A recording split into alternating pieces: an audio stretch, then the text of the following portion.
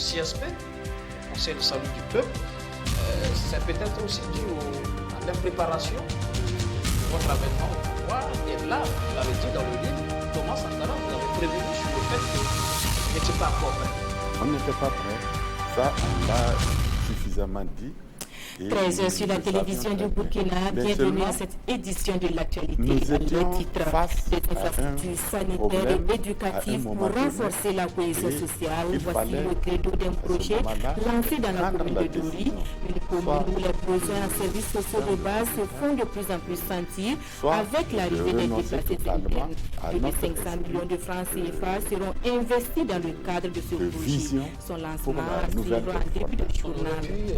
Un constat dans ce journal, l'inoccupation de la gare routière de Orodara, une infrastructure réalisée à moitié à coût de millions et boudée par les bénéficiaires. Les raisons à suivre dans quelques instants. Et puis, plus de 720 morts, c'est le dernier bilan du coronavirus, une maladie qui continue de se propager à travers le monde avec une trentaine de pays touchés. Pendant ce temps, on a fait davantage sur l'origine de la maladie qui aurait été transmise à l'homme par le pancolin. Ça, c'est notre jeunesse. Merci de nous recevoir à chaud pour ce communiqué avant de poursuivre ce journal. Le président du FASO, Roch Marc Christian Kaboré, prendra part à la 33e session ordinaire de la conférence des chefs d'État et de gouvernement de l'Union africaine les 9 et 10 février 2020 à Addis Abeba en Éthiopie. Cette 33e session est placée sous le thème « Faire taire les armes, créer les conditions propices au développement de l'Afrique », un thème d'actualité au regard du contexte sécuritaire en Afrique, marqué par la montée en puissance de l'extrémisme violent, le terrorisme et les conflits intercommunautaires qui entravent les initiatives de développement. Cette session sera une tribune pour le président du FASO, Roch Marc Christian Kaboré, président en exercice du G5 Sahel, pour réaffirmer son engagement dans la recherche de solutions pour un monde de paix plus juste et plus solidaire. C'est un communiqué signé de la direction de la communication de la présidence du FASO. 8 écoles, 5 centres de santé construits, 68 commissions de conciliation foncière villageoise et 30 caravanes de promotion de la paix. Ainsi se déclinent les ambitions du projet d'urgence de renforcement de la cohésion sociale par la réhabilitation d'infrastructures scolaires et sanitaires. Un projet qui sera exécuté dans la commune de Dorier qui se chiffre à 500 millions de francs CFA. Il a été lancé ce 3 février en présence de Hamza Ganamé et Lazare. C'est le gouverneur de la région du Sahel qui a procédé au lancement du projet d'urgence de renforcement de la cohésion sociale par la réhabilitation d'infrastructures scolaires et sanitaires au profit de la commune de Dori. Une initiative de l'association A2N avec l'appui financier de l'Agence française de développement. Il y a aussi des actions de renforcement de la cohésion sociale. Il y a aussi la mise en place d'un service foncier rural au niveau de la commune. Pas la mise en place, le service est déjà là, mais l'opérationnalisation de tout ce qui concerne le service foncier rural. On va travailler à mettre en place toutes les commissions foncières villageoises et toutes les commissions de conciliation foncière villageoise pour pouvoir, je dirais, organiser toute la dynamique qu'il y a autour du foncier social, du foncier rural, pardon, parce qu'il y a, comme on le sait, la cohésion sociale. On parle de renforcement de la cohésion sociale. Avec les déplacés internes des localités environnantes, les besoins en infrastructures scolaires et sanitaires dans la commune de Dori se faisaient déjà sentir. Un projet qui est très important pour toutes les communes. C'est vrai que essentiellement les infrastructures sont réalisées dans 11 villages, mais c'est toute la commune qui en bénéficie, c'est toutes les populations qui vont en bénéficier. Donc nous avons beaucoup d'ambition vis-à-vis de ce projet et on espère qu'à travers cette réalisation, on pourra servir davantage à stabiliser et à renforcer les capacités de résilience des populations, des administrations locales pour qu'on puisse répondre aux besoins des populations. Le coût total des infrastructures et toutes les autres activités s'élèvent à plus de 500 millions de francs CFA. Les populations ont été invitées à en faire un bon usage. La personnalité Retour à Ouagadougou, les populations du secteur 24 étaient mobilisées ce matin pour une opération d'enrôlement pour l'obtention de la carte nationale d'identité.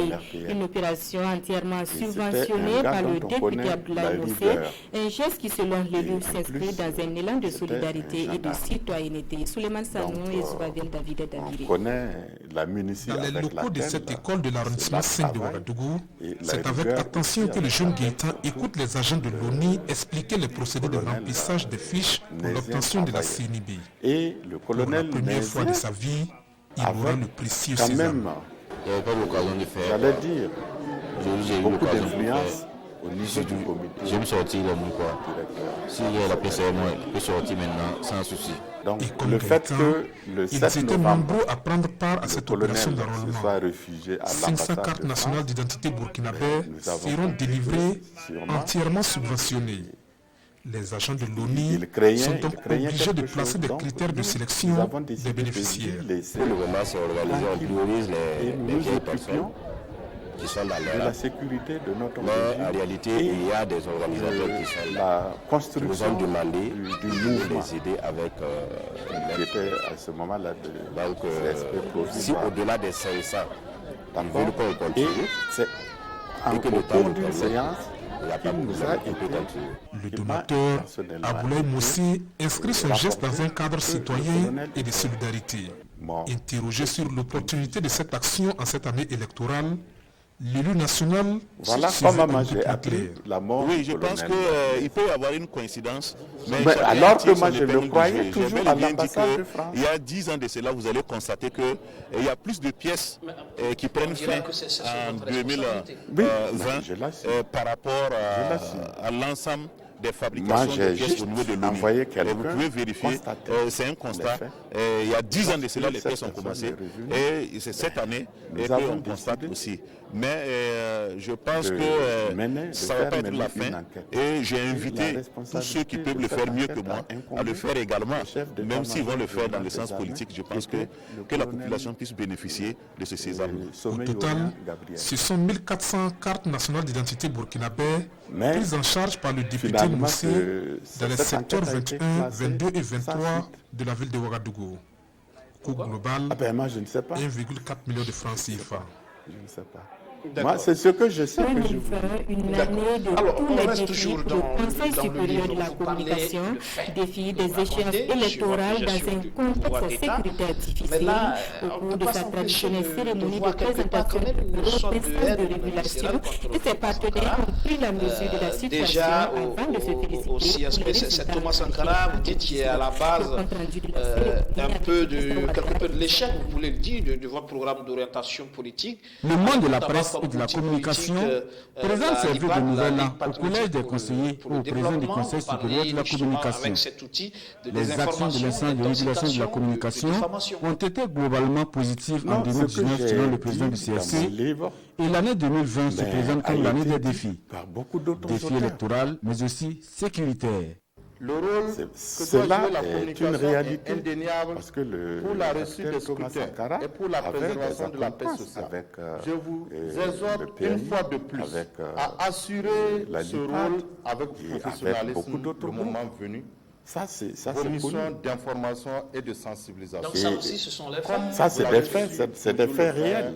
Lors des scrutins et pour ne pas, je n'ai pas parlé de la révolution, mais vous avez vu, juste après nous, du gouvernement, les choses se sont pour assurer les meilleures conditions de travail et surtout un environnement viable.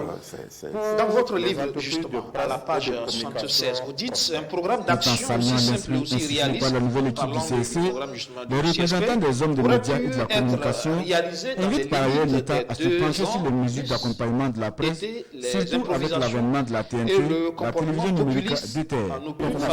générateur de mutation l'admiration profonde d'un Thomas Sankara entouré de joues d'adulateurs prompts à vanter ses mérites et à acclamer ses éloges et la nuit d'une horde d'idéologues et de stratèges se réclamant tantôt de Tirana, tantôt de Pékin ou de Moscou, mais toujours s'identifiant tous au communisme.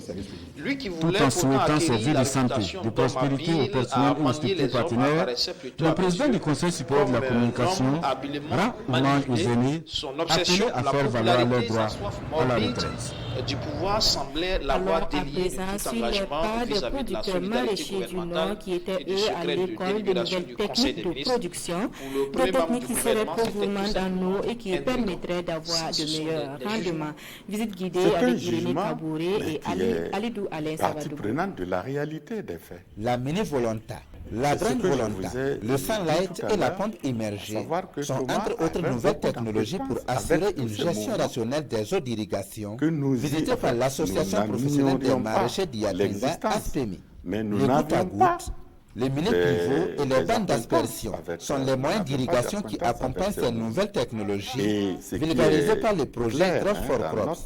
Par le passé, vous n'êtes pas sans ignorer que la production maraîchère qui demande beaucoup d'eau n'avait pas de nouvelles technologies qui puissent quand même économiser l'eau dans sa production.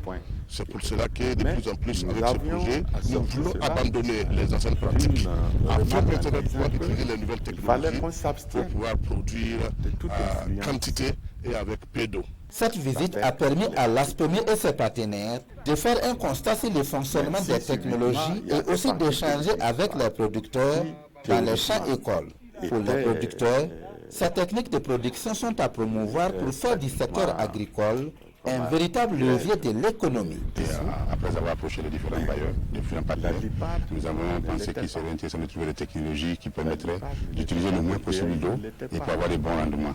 C'est ce qui explique la mise en place des différents champs de des champs de démonstration avec ces nouvelles technologies. Nous avons organisé cette tournée pour que les producteurs puissent voir, toucher du doigt les réalités justement de ces technologies. La nouvelle technologie, elle est très importante.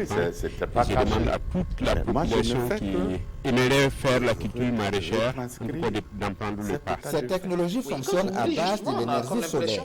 Leur mise en œuvre et leur vulgarisation sont financées par le gouvernement néerlandais. 400 millions de francs déboursés pour une infrastructure inachevée et inoccupée.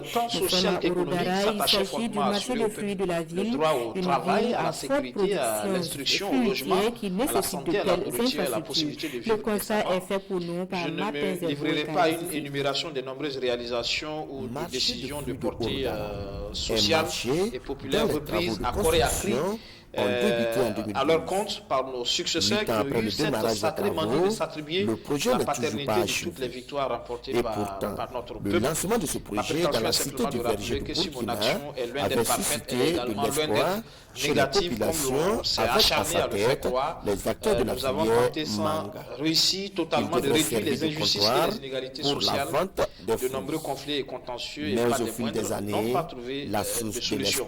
Une chose est sûre, l'échec se mettait en place, il faut dire que la mangue à Borchamp se vendait 2 à 5 francs. Ça veut dire que là encore, vous ne pouvez pas nous faire vendre 30% de votre production. Parce qu'il y avait non seulement des problèmes d'accessibilité au niveau des champs, il y avait le marché qui était saturé. Donc on s'est dit que voilà enfin la solution à la filière mangue. Mais malheureusement, on a vite déchanté. Vous savez que Ouroudara est connu sous son caractère fruitier, c'est le bassin fruitier du Burkina, parce qu'à Ouroudara, on produit beaucoup d'agrumes, on produit beaucoup de mangue, et donc ce marché-là devait être un catalyseur pour vraiment donner un dynamisme à la ville de Ouroudara. Le marché de fruits de Ouroudara, selon Hervé Konaté, a été porté par le PAFASP. La municipalité de Ouroudara n'a pas été associée au projet. Et ce sont plus de 400 millions de francs CFA qui ont été mobilisés. Le projet a vu l'intervention de différents entrepreneurs, mais jusque-là, pas d'avancée notoire. Il y avait une femme entrepreneur qui faisait le marché, finalement qui a disparu, on ne sait même pas où. puisque les projets là viennent, les marchés là viennent trouver comme ça. Si ça disparaît, on ne sait pas qui demandait. Le marché a été conduit par le PAFASP. Et donc, je suis allé à Ouaga rencontrer le coordinateur du PAFASP pour comprendre les tenants et les aboutissants de ce marché en souffrance. Il m'a fait comprendre effectivement qu'il y avait des difficultés puisque 3 entreprises se sont succédées sur ce marché. Et moi, ce qui me contrarie fortement, c'est que en matière du marché public, il y a des règles élémentaires qui n'ont pas été respectées. Parce que pour moi, pour solutionner un marché, il y a une caution de solution. Et pour pouvoir décaisser une avance, il y a la caution d'avance de démarrage. Et aujourd'hui, si le marché avait été bien suivi, on pouvait faire appel à caution et donc la banque allait rembourser le PAFASP et on allait en tout cas essayer de trouver des voies et moyens pour pouvoir sauver ce marché. Cette situation mythique est une véritable perte, non seulement pour la commune, mais également pour les acteurs de la filière des l'échec, c'est ça. On vous dit qu'il y a 400 millions qui ont été injectés sur ce marché. À l'étape actuelle, il y a un vrai problème. Donc il faut que les responsables soient situés et il faut que, n'est-ce pas, ce marché-là puisse voir le jour parce que pour nous, on veut organiser la filière des agrumes et la filière de mangue. C'est des recettes qui sont en train de perdre comme ça. Ça veut dire que si c'était fonctionnel, ça veut dire qu'il y aurait des taxes qu'on pouvait prélever ici, que ce soit les taxes de stationnement pour les véhicules qui allaient venir chercher les fruits, que ce soit ceux qui allaient louer ces hangars, que ce soit ceux qui allaient commercialiser les mangues, chacun allait contribuer d'une manière ou d'une autre au développement de la commune et du partenariat de la nation tout entière. Au stade actuel du projet, les bénéficiaires ont les yeux rivés sur d'autres partenaires ou sur l'État. Pour eux, si personne ne leur vient en aide, il sera difficile que ce projet puisse un jour se réaliser. Parce que l'impression, c'est que ce qui a déjà été réalisé comme ouvrage est en train de se dégrader petit à petit. Pas du tout, pas du tout. Des centaines de millions de francs CFA abandonnés dans la nature. Voilà le dossier sur la gare routière de Orodara et notre chantier en souffrance vous sera proposé dans nos prochaines éditions. Nous remettons le cap sur la région du Nord. Avec plus de prérogatives dans le commandement, nous appelons que plus d'1,7 milliard de francs CFA ont été investis dans les secteurs sociaux de base de 2016 à nos jours. Le bilan de 3 ans et demi d'exercice du conseil municipal à suivre dans ce reportage de Issoufou Kabouré et Karim Boukenga. Plutôt à ces personnes. Fatimata est habitante de Arbolé, commune rurale située à 5 C'est pour cela que j'ai dit, comme à son habitude, moi je ne parle pas de manipulation, elle est sortie vendre des lianes locales. Il est 8 heures. Dans une heure, elle va suivre le bilan du conseil municipal après 3 ans et demi de mandat. Mais avant, elle est reconnaissante à la mairie pour l'allègement de la corvée d'eau. Vous auriez compris tout de suite de quoi il s'agit. Désormais, nous avons accès facilement à l'eau. Je peux envoyer un enfant ou aller moi-même puiser rapidement et vaquer à mes occupations. Mais ça a bien fonctionné pendant un an. Tout comme Fatimata, Jonas, et la deuxième enseignant année, de son état, salue des réalisations dans le domaine de l'éducation. Il y a quand même une décantation. Le lycée communal de Arbolé qui a été construit, il y a le CG de Mia, et il y a des écoles primaires, notamment à Boulcon, Kaba et dans d'autres localités. Le conseil municipal, lui, explique son bilan ici, devant les populations de Arbolé. Année par année, le maire de la commune dénombre les jeunes. Nous avons 3 ans et demi d'exercice. Nous sommes à 1,7 milliard et quelques millions. Mais ce n'est pas le moment d'en parler parce que je prévois ça pour plus tard. C'est cette confusion qui fait la coopération suisse, principal partenaire de la commune d'Arbolé. Nous avons apprécié positivement ce que nous avons pu voir comme réalisation. Et nous voyons que oui, la commune fait des efforts et mobilise aussi ses ressources propres. Malgré les acquis enregistrés en 3 années d'exercice, les 50 000 habitants de Arbolé attendent encore plus. Le conseil municipal, composé du CDP, de l'UNURPS et du MPP, promet de redoubler d'efforts. Tous les régimes militaires. Un nouveau lieu de culte pour les fidèles musulmans de Bogoya, un village rattaché à la commune de Waipia. La mosquée est le fruit de l'amitié entre le Larlé Nabatikri et ses partenaires. Le compte rendu de la cérémonie d'inauguration avec Irénée Kabouré et Karim Boukenga. Ce vieux bâtiment en balcon, c'est la mosquée ici à Mordo depuis plusieurs années. Ce vendredi, à l'heure de la prière, où Hussein y fait ses ablutions, pas pour prier ici, mais plutôt dans cet édifice. Une nouvelle mosquée au bonheur des fidèles musulmans. L'ancienne mosquée ne contient plus les fidèles. Avec cette nouvelle mosquée, nous serons à l'aise. Le feu vert pour les prières dans ce lieu de culte est ainsi donné. Quelques coups de ciseaux, puis la première prière de vendredi. Juste après, le président de l'Assemblée nationale, patron de la cérémonie, rappelle la raison d'être de la mosquée. C'est lieu où les uns et les autres se retrouvent, doivent être un lieu où on doit plus parler de paix, de cohésion, faire en sorte la réorganisation de l'État, on n'a pas besoin. Cette nouvelle mosquée est aussi appelée mosquée de Nabakiba, en référence au roi du Yatenga. C'est le programme qu'il a demandé au Larlé Naba. Je prie que la paix demeure pour qu'il en fasse bon usage. Sans la paix, on ne peut rien. Vous le dire aujourd'hui, au Burkina Faso, nos attentes premières, c'est la paix. Et vraiment, à travers cette mosquée, je souhaite que la paix devienne encore plus grande. Non, c'était long. Donc il fallait abréger. Et c'est avec un financement de l'Association pour la bienveillance humanitaire, ABH. L'association a vu le jour en juillet 2012. Sa mission, soulager les couches défavorisées de la société burkinabé. Le politique, justement, hors de chez nous, le coronavirus continue de faire trembler le monde avec désormais une trentaine de pays touchés. Quant au bilan, il fait état de 720 décès. L'armée continue d'être Depuis plus d'une semaine, rares sont les habitants de Shanghai qui osent mettre le nez dehors, comme dans de nombreuses villes chinoises d'ailleurs. L'épidémie de coronavirus a déjà fait plus de 720 morts dans le pays. Partout, les mesures de confinement restent très strictes. Des dizaines de millions de Chinois restent calfeutrés chez eux. De nombreux autres pays musclent leurs mesures restrictives à l'encontre des personnes en provenance de Chine et déconseillent les voyages dans ce pays. La plupart des compagnies aériennes internationales ont interrompu leurs vols vers la Chine continentale. Si l'Organisation mondiale de la santé a rapporté une baisse des infections en Chine au cours des 2 derniers jours, l'organisation dit vouloir rester prudente face à des chiffres qui fluctuent quotidiennement. Car outre la Chine, l'épidémie continue de se propager ailleurs dans le monde. Plus de 320 cas de contamination ont été confirmés dans une trentaine de pays.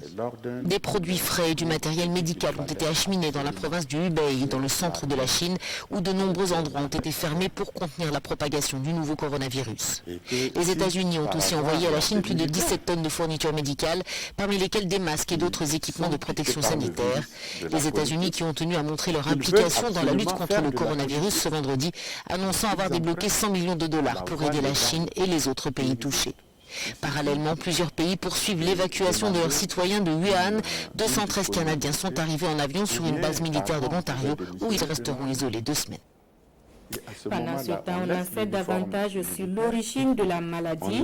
Selon des chercheurs chinois, le coronavirus aurait été transmis à l'homme par le pangolin, un petit mammifère en voie de disparition. Avec les civils. Le pangolin, petit mammifère à écailles menacé d'extinction, pourrait être l'animal qui a transmis le nouveau coronavirus à l'homme. Des chercheurs de l'Université d'agriculture du sud de la Chine auraient identifié le pangolin comme un possible hôte intermédiaire ayant facilité la transmission du virus. Les recherches pour trouver un vaccin continuent dans quelques pays. Pour cette scientifique, cependant, fabriquer un vaccin à temps pour faire face à une épidémie est rare, voire n'est jamais arrivé. Pas assez de temps, pas assez rentable non plus économiquement et financièrement parlant, estime son collègue.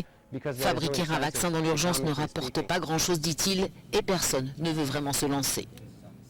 Reste que la crainte d'une pandémie gagne le monde et que les scientifiques sont engagés dans une course contre la montre pour mettre au point un vaccin, alors que le bilan humain de l'épidémie s'approche désormais de celui du SRAS qui avait tué 774 personnes dans le monde en 2002-2003. C'est tout pour cette édition. Merci à vous qui l'avez suivi. Bon après-midi à toutes et à tous.